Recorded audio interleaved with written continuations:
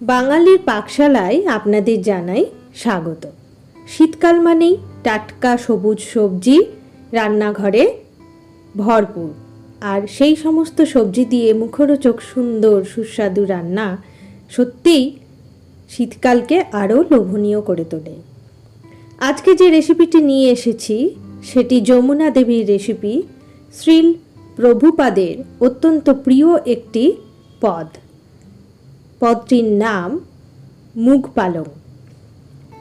এর জন্য আমি প্রায় 250 গ্রাম মতন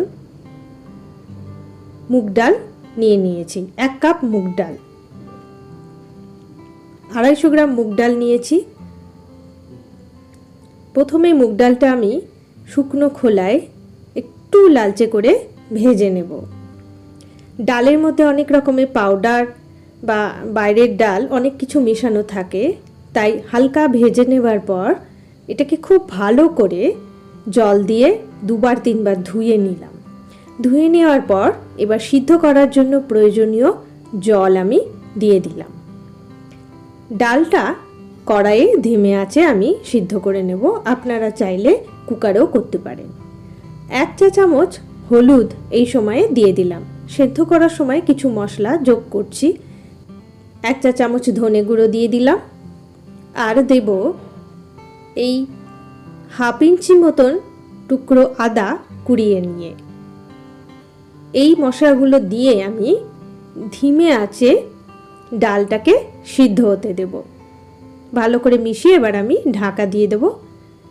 ওদিকে ডাল সিদ্ধ হচ্ছে, এদিকে আমি পালং শাকটা কেটে নিই। পালং শাক কিন্তু খুব কুচো কুচো করে কাটবো না। প্রথমে আমি গোড়ার অংশটা কেটে বাদ দিয়ে দিলাম। আর যদি ডাঁটার অংশগুলো একটু মোটা হয়, খেতে ভালো না লাগে, তাহলে সেই অংশগুলোকে বাদ দিয়ে নিতে পারেন। আমিও কিছু কিছু অংশ বাদ দিয়ে নিয়েছি। একটু করে মোটা রেখে বাকি পালং শাক নিয়ে নিলাম এবং এই 1/2 ইঞ্চি সাইজে আমি কেটে নেব। কুচো করে কাটবো না, আমি কাঁচি দিয়ে কেটে নিচ্ছি। আপনারা বটি বা নিজেদের পছন্দ মতন কেটে নিতে পারেন। শীতকালে মুগ ডালে অনেক রকমের পদ তৈরি করা যায়। আমি আমার চ্যানেলে মুগ ডালের কিন্তু অনেক রকমের রেসিপি দিয়ে রেখেছি, আপনারা প্লেলিস্টে গিয়ে দেখে নিতে পারেন। মুগ ডালটা প্রায় সিদ্ধ হয়ে এসছে। এইবার একটা ঘুটনি দিয়ে আমি ভালো করে ঘেঁটে নেব মুগ ডালটা। গোটা গোটা দানা দানা যাতে না থাকে, বেশ মিহি হয়, কাদা কাদা হয়। এই অবস্থায় আমি 1 চামচ জিরে গুঁড়ো দিয়ে দিলাম।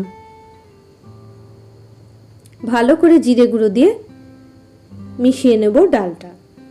তারপরে ডালটা করার জন্য প্রয়োজনীয় জল দিয়ে ওর মধ্যে পালং শাকগুলো দিয়ে দিলাম। ভালো করে মিশিয়ে নেব পালং শাক। মিশিয়ে নেবার পরে এর সঙ্গে কিন্তু আমি যোগ করে দেব লবণ। আমি এখানে রক সল্ট ব্যবহার করেছি। আপনারা যে কোনো ধরনেরই লবণ ব্যবহার করতে পারেন। এবার ঢাকা দিয়ে দিলাম। কিছুক্ষণ পর, মিনিট 5 পর খুলে দেখে নিলাম ডালটা প্রায় হয়ে এসছে। ডাল তো সিদ্ধ হয়েই গিয়েছিল। এবারে আমি ফোড়নের জন্য 1 টেবিল চামচ ঘি নিয়ে নিলাম। ঘিয়ের মধ্যে এবারে আমি দেব এর মধ্যে 2টো শুকনো লঙ্কা আর জিরে, গোটা জিরে ফোড়ন হিসেবে দিয়ে দিলাম। খুব বেশি জিরে দেওয়ার দরকার নেই, তাতে গন্ধ হবে, কারণ আমি জিরে গুঁড়ো দিয়েছি। আর এই হলো হিং। হিংটা আমি জলে ভিজিয়ে রেখেছিলাম, যেহেতু শক্ত হিং ছিল, হিংয়ের পাউডার ছিল না। এইবার আমি দিয়ে দিলাম হাতা পোড়া ফোড়ন। এই ফোড়নটা কিন্তু অত্যন্ত জরুরি। এইভাবেও ফোড়ন দিলে ডালের স্বাদে একটা আলাদা, বাড়তি একটা আলাদা স্বাদ যোগ হয়। এই যে ছ্যাঁক করে ওঠে, এটাতে একটা আলাদা স্বাদ যোগ হয়।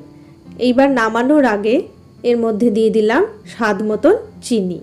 তৈরি হয়ে গেল মুগ পালং, শ্রী প্রভুপাদের অত্যন্ত প্রিয় একটি রেসিপি, যা যমুনা দেবী তাকে করে খাওয়াতেন। কেমন লাগলো আজকে রান্না লিখে জানান আমাকে। ভালো থাকবেন সকলে। আজ তবে আসি।